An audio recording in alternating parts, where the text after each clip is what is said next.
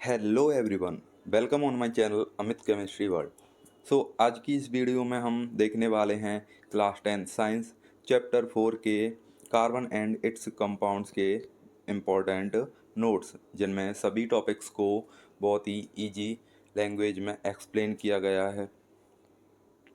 तो चलिए देखते हैं। फर्स्ट है कार्बन। इसमें कार्बन के बारे में बताया गया है।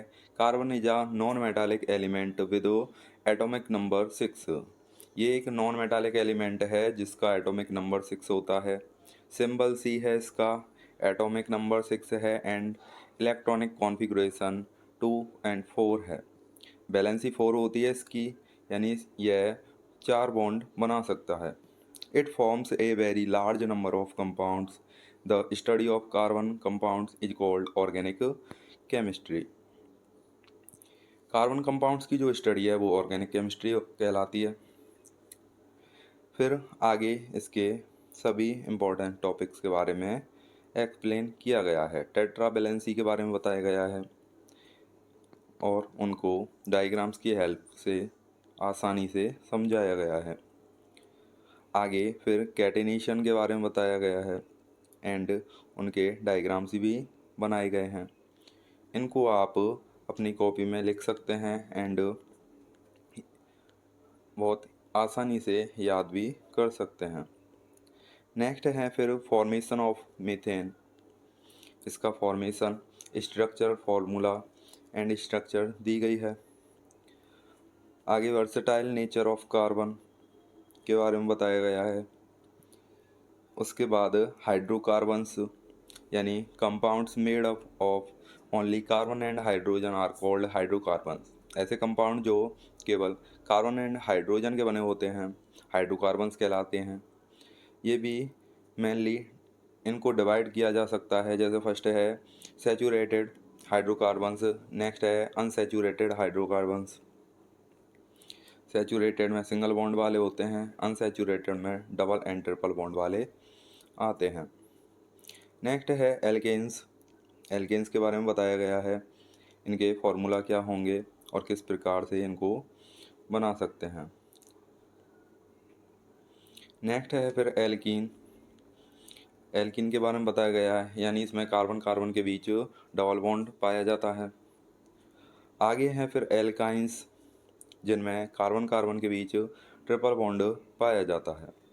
नेक्स्ट है सैचुरेटेड एंड अनसैचुरेटेड कंपाउंड्स, यानी सिंगल बॉन्ड वाले and double and triple bond वाले कंपाउंड। आगे हैं फिर होमोलोगस सीरीज। इसमें फंक्शनल ग्रुप्स के बारे में बताया गया है।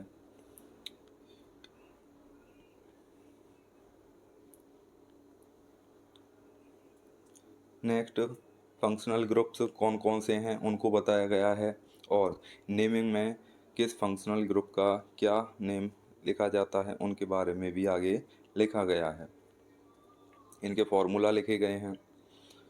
आगे हैं फिर नोमेनक्लेचर ऑफ कार्बन कंपाउंड्स, कि कार्बन जो हैं कार्बन एटम्स, उनके नंबरिंग के आधार पर उनको क्या नेम दिया जाए उसके बारे में लिखा गया है। जैसे 1 कार्बन एटम है तो उसके लिए मैथ लिखते हैं, 2 के लिए एथ, 3 के लिए प्रॉप, 4 के लिए ब्यूट, 5 के लिए पेंट, 6 के लिए hex.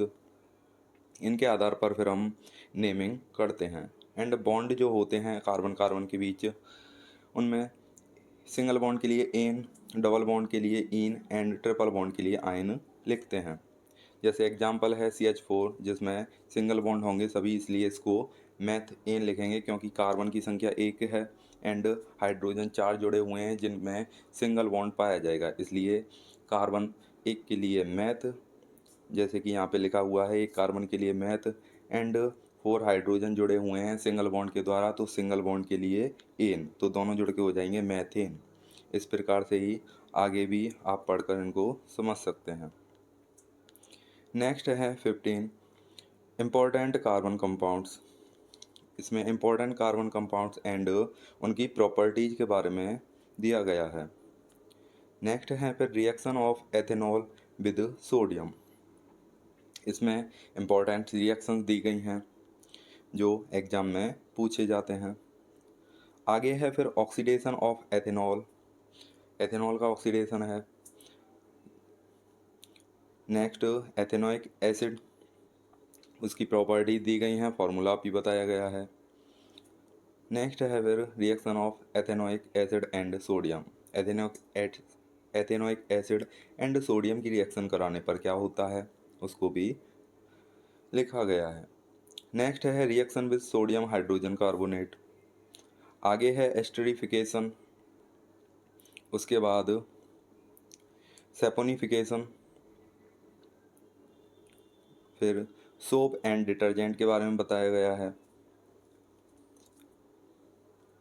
Cleansing action of soap, micelles, micelles formation कैसे होता है, मिसेल्स क्या हैं उनके बारे में बताया गया है। स्ट्रक्चर भी दी गई है जिसको आप कॉपी में बना सकते हैं।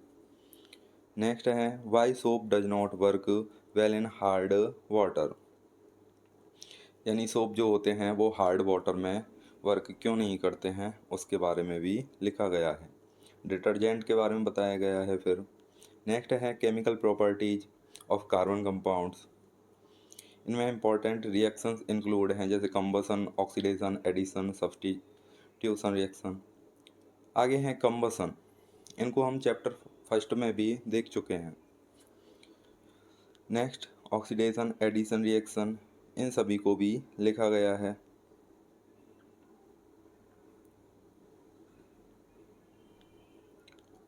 आगे है सब्स्टिट्यूशन रिएक्शन। उसके बाद इम्पोर्टेंट डिफरेंसेज हैं सोप एंड डिटर्जेंट के।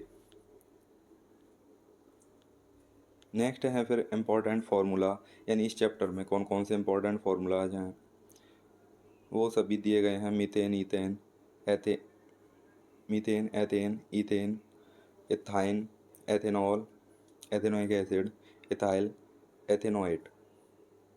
उसके बाद सभी इम्पोर्टेंट केमिकल इक्वेशंस को जो कि बोर्ड एग्जाम में पूछे जाते हैं उनको एक साथ लिख दिया गया है जिससे आपको याद करने में आसानी रहे।